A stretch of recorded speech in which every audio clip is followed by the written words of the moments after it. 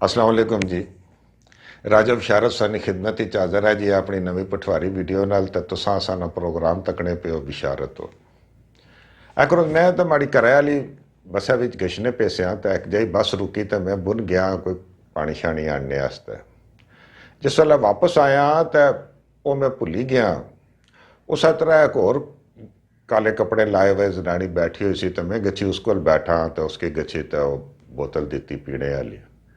जिस वेल्लै इ'यां माड़ा मूंह तक्केआ गुस्से जे नाल ते फिर मिगी याद आया ओहो ये तो गलती होएगी ते दौड़ी ते गया ते पिछली सीट पर गच्छी ते वो अपनी जनानी नाल बैठा तो वो सारे हस्सन लगी पे बस है ले भी ये इस तरह असा कि भलेखे लगी गशने हुण माड़े नाल ते बचत होएगी।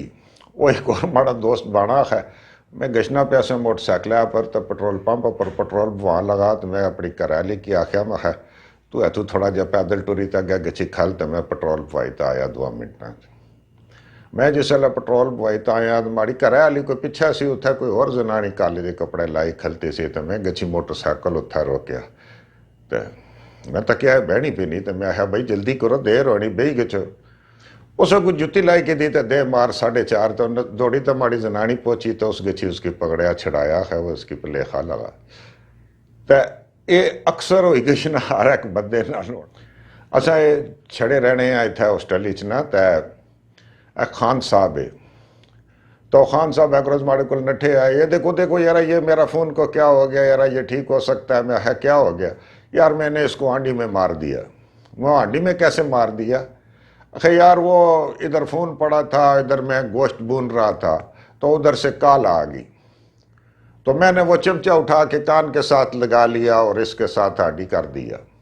तो कदा कर बंदे की इतना ही मैं उसने को फोन के दा तो उसकी टिश्यू नाल पूजी पाजी तो तकना से यार हूँ तक के इसके कुथा तक गर्मी पहुंची तो क्या होया सिलसिला तो इचने बहुत तेज़ बो आई तो मैं आख्या यार वो चूल्हा बंद करी ताया से वो नहीं यार मैं आख्या हूँ जरा बाकी काम रहना सीगा फोन तो खराब होया और गोश्त भी सड़ी गया ही।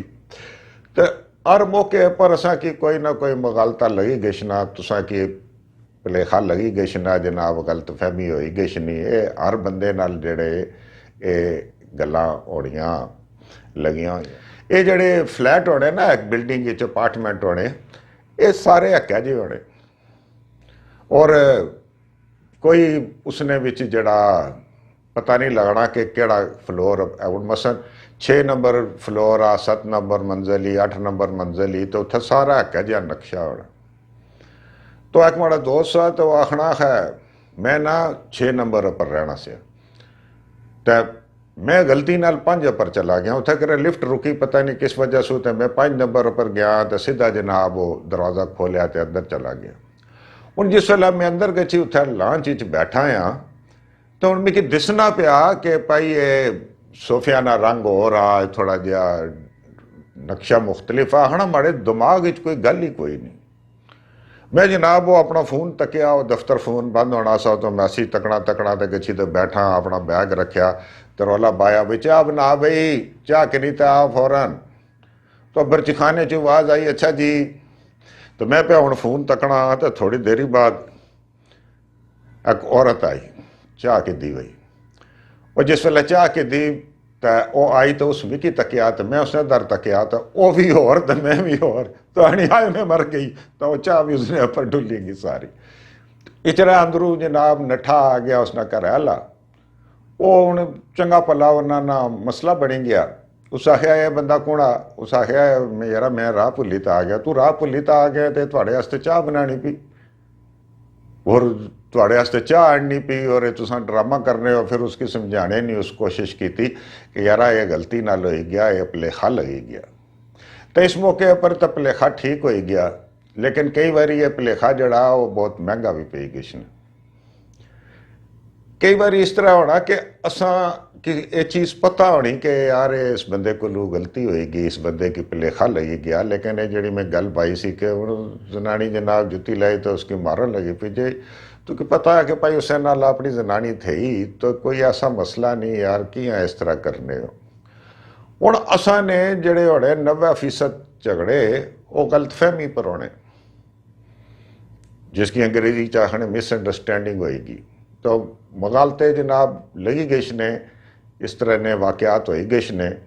हूँ पिछले दिनों जिथे गुजराले च एक वाकया वा, गुजराले विच एक मोटर मकैनिक सा, वो कुछ गशना पिया सा तो उस तकिया पेट्रोल पंप पर उसकी विशाब आया सा तो उस गच्छी तो उथे मोटरसाइकिल खड़ा किया तो गुसलखाने चला गया। वो जिस वेले वो बाहर निकलिया तो वो अपना मोटरसाइकिल भुली तो एक और मोटरसाइकिल नाल खलता सा तो उसकी स्टार्ट करा तो स्टार्ट ना हुआ। ये हर एक नाल होई गशना, माड़े नाल भी होना। तुसा असा अपनी गड्डी भुली गशने आ जनाब, इधर होई गशना है कि जिहा रंग होना है कि जिहा चीज़ होना, वो मगालता लगी गशना। तो वो अपरू बंदा आ गया उस रौला पाई तो भाई चोर हो जी, माड़ा मोटरसाइकिल च आन लगा। वो जी अगू पिछू सारे बंदे आ गए। हूँ असा लोग इस तरह ने आ ना गल्ला की सोचने आ ना समझने आ, उन्हें सारे उसकी मारना शुरू कर दिता। चोर आ जी, मोटरसाइकिल लैके जा रहा सी जी, चोर आ। उसकी जानू मारी सटिया ने। बाद पता लगा कि नाल आला मोटरसाइकिल उसना सा, उसको गलती होगी वही है जो बंदा ही नहीं जनाब, सारी दुनिया उसकी जाननी गया सा, उसना कोई कम नहीं सा। तो आखने ना मतलब यह है कि असा थोड़ा जहा सोच रखनी चाहिए नहीं। और एक बंदे की लोग पे मारने तो आखड़ो जी ये हो गया तो तुसा भी बगैर सोचे समझे जनाब उस गल्ला पर यकीन करी कि नो तो उसकी मारना शुरू करी दियो। तो बस ये आज ना पैगाम सा तो तुसा नाल जनाब पटवारी बोलनी सी। मैं थोड़ा सुस्त बंदा आ, कोई कम इस किस्म ने कि देर सवेर होई गश नहीं है। हूँ मैं कोई 3 महीने बाद वीडियो बना लगा, पर तुसा जुड़े रही है। और जनाब तुसा ने मोहब्बत, तुसा ने प्यार ना बहुत शुक्रिया। तो अपने मैसेज अपने कॉल करया करो। बहुत बहुत मेहरबानी। अल्लाह हाफिज़।